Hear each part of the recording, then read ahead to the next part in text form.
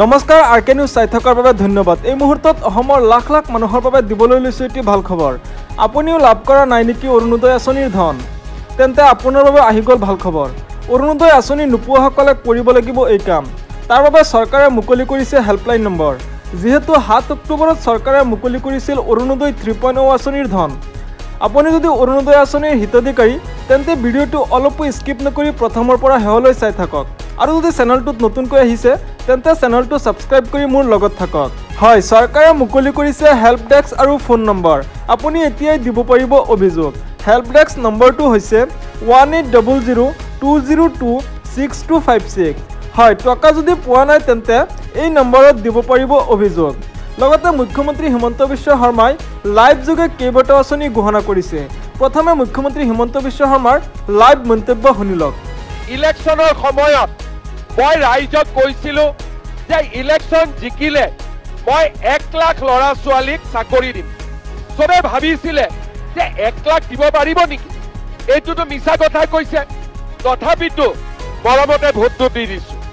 কিন্তু আজি আপোনালোকে দেখিছে যে আমি 1 লাখ নহয়, আমি এই মাহত যি নিযুক্তি দিম আমাৰ নিযুক্তিয়ে প্ৰায় 2 লাখৰ ওচৰ চাপিব।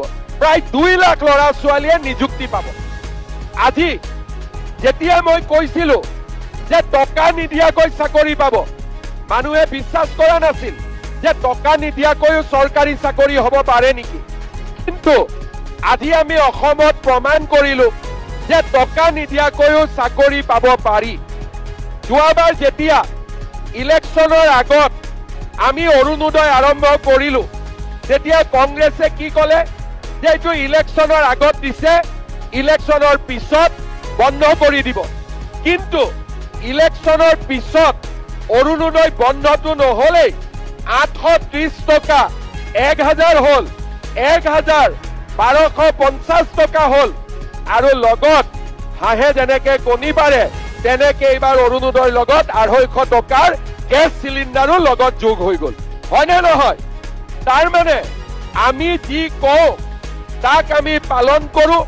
বিনামূলীয়া চাউলে হওক বা আমাৰ আজি প্ৰধানমন্ত্ৰী ডাঙৰীয়াই ৰেচন কাৰ্ডত 5 লাখ টকালৈকে বিনামূলীয়া চিকিৎসাৰ ব্যৱস্থাই হওক, ইমান ডাঙৰ ডাঙৰ নেশ্যনেল হাইৱে বনোৱাই হওক, আমি যিবিলাক প্ৰতিশ্ৰুতি দিছিলোঁ, ধেমাজিত মেডিকেল কলেজ কৰিম, আমি যি প্ৰতিশ্ৰুতি দিছিলোঁ, আজি আমি এটা এটাকৈ সকলোৰে প্ৰতিশ্ৰুতি আমি ৰক্ষা কৰিছোঁ।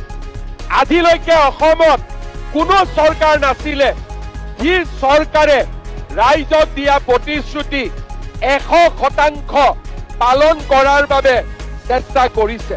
কাৰণ আমি বিশ্বাস কৰোঁ যে ইলেকশ্যন আহিব যাব, কিন্তু মানুহৰ পৰা যি আমি মৰম পাওঁ সেই মৰমবিলাকক আমি কেতিয়াও পাহৰিব নোৱাৰো। আমি ৰাইজে কৰা মৰম, ৰাইজে দিয়া আশীৰ্বাদ আমি নিশ্চিতভাৱে উভতাই দিব লাগিব। শ্ৰদ্ধাৰ ৰাইজ, আজিৰ দিনটো মোৰ বাবে এটা আনন্দৰ দিন।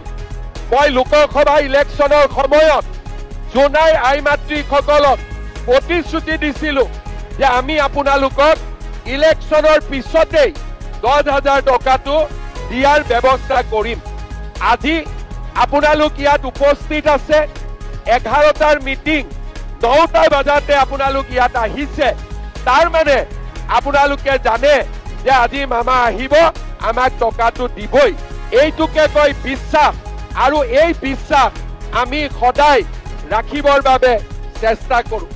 মই আজি এই কথাখিনি আপোনালোকক এইকাৰণেই কৈছোঁ যে আমাৰ অসমত স্বাধীনতাৰ পিছত মানুহে কংগ্ৰেছৰ চৰকাৰ দেখিছিলে। ইলেকশ্যনৰ সময়ত যি কওক, কোনো দুখীয়া মানুহে চৰকাৰী আঁচনি পোৱা নাছিলে। ইলেকশ্যন আহিলে লুঙি, ধুতি, সূতা কম্বল বাছ, আৰু সেই সূতা কম্বলো মানুহে নাপাইছিলে। সেই সূতা কম্বল ল'বৰ কাৰণেও বাৰে বাৰে মিটিঙত আহিব লাগে। 100 গৰাকীয়ে পায়, 200 গৰাকীয়ে খালী মুখে উভতি যায়। এইটো আছিলে কংগ্ৰেছৰ দিন। কিন্তু আজি ইয়াত যিমান আহিছে কোনেও খালি মুখে উভতি যাব নালাগে, সকলোৱে 10,000 টকা লৈহে উভতি যাব। এইটোৱে হৈছে কংগ্ৰেছ আৰু বিজেপি।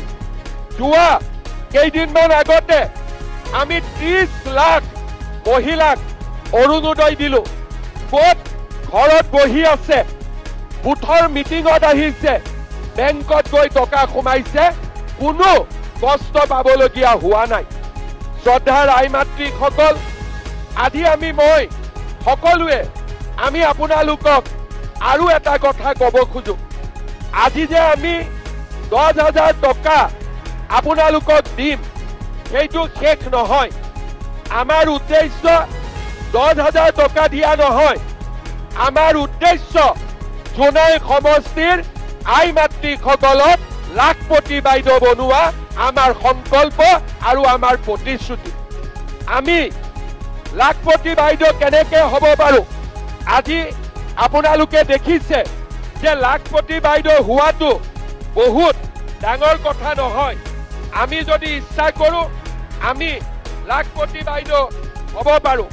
আজি যদি আপোনালোকে খবৰ কৰে, আমাৰ জোনাই গাঁৱৰ লুহিজান মাজগাঁৱৰ আজি মন্দিৰা দেউৰী বাইদেউ তেখেত লাখপতি বাইদেউলৈ পৰিণত হৈছে। কেনেকে পৰিণত হৈছে? যে আজি বাইদেৱে জৈৱিক ষ্ট্ৰবেৰী আৰু ভোট জলকীয়াৰ খেতি কৰি নিজে লাখপতি বাইদেউলৈ ৰূপান্তৰ হৈছে। আজি আমাৰ 3 নম্বৰ চিমেণ্ট চাপৰি জোনমিৰি আত্মসহায়ক গোটৰ দৰে বহুতে মাত্ৰ সপ্তাহত 10 টকাকৈ জমা কৰি আজি গ্ৰুপটো নিজৰ ভৰিৰ ওপৰত থিয় কৰিছে। আমাৰ অসমত 4 লাখ আত্মসহায়ক গোট আছে। 4 লাখ আত্মসহায়ক গ্ৰুপত 40 লাখ মহিলা জড়িত হৈ আছে। এই 40 লাখ মহিলাক আমি লাখপতি বাইদেউ বনাব লাগে। মোদী ডাঙৰীয়াই কৈছে যে মই ভাৰতত 3 কোটি মহিলাক লাখপতি বাইদেউ বনাব খোজো, আৰু অসমত আমি 40 লাখ বাইদেউ 40 লাখ মাক আমি লাখপতি বাইদেউ বনাব খোজো। আৰু তাৰ কাৰণে আজি আমি অসমত এক প্ৰকাৰ ক'ব গ'লে এটা বিপ্লৱৰ আমি সৃষ্টি কৰিছো। আত্মসহায়ক গোট গঠন হোৱাৰ আগতে যিসকল মহিলা ঘৰত সোমাই আছিল, আজি আত্মসহায়ক গোটে আমাৰ মহিলাসকলক বাহিৰলৈ লৈ আহিলে। স্বামীৰ উপাৰ্জনত আজি আমাৰ মহিলাসকলে হাত উজান দিয়ে, আৰু মহিলাসকলে স্বামীৰ কষ্ট অলপ হ'লেও কমাবৰ কাৰণে চেষ্টা কৰে, নিজৰ ল'ৰা ছোৱালীক শিক্ষিত কৰিবৰ কাৰণে প্ৰচেষ্টা কৰে। আজি আমাৰ অসমৰ নাৰী শক্তিয়ে এক প্ৰকাৰ ক'ব গ'লে গোটেই ৰাজ্যখনতে এক নতুন বিপ্লৱৰ সৃষ্টি কৰিছে। সেইবাবে মই কেতিয়াবা কওঁ যে আমাৰ মহিলাসকলে ঘৰখন চলাবলৈ যিমান কষ্ট কৰে, মোৰ লগত যদি আৰু টকা থাকিলেহেঁতেন মই হয়তো অৰুণোদয় আঁচনিও একেদিনাই 3,000 টকা কৰি দিলোহেঁতেন। কিন্তু আজি আমি দুখীয়া দেশ, তথাপিতো আজি আপোনালোকে দেখা পাইছে যে 830 টকাৰ পৰা অৰুণোদয় 1250 আৰু 250 টকা গেছ এতিয়া 1500 টকালৈকে যাবৰ বাবে আৰম্ভ কৰিছে। আজি আমি 10,000 টকা মহিলাসকলক ইয়াত দিম, কিন্তু 10,000 টকাত আমি ৰখি নাযাওঁ, কাৰণ আমি লাখপতি বাইদেউ হ'ব লাগিব। আৰু তাৰ কাৰণে মই আপোনালোকক কেইটামান পৰামৰ্শ দিব খুজিছো। আজি 10,000 টকা পোৱাৰ লগে লগে আমি সকলোৱে এটা মোবাইল কিনি ল'ব লাগিব। কোনে কোনে মোবাইল কিনিব? কিনিব লাগিব নে নাই মোবাইল? নালাগে? কাক মোবাইল কিনিব নালাগে হাত দাঙকচোন।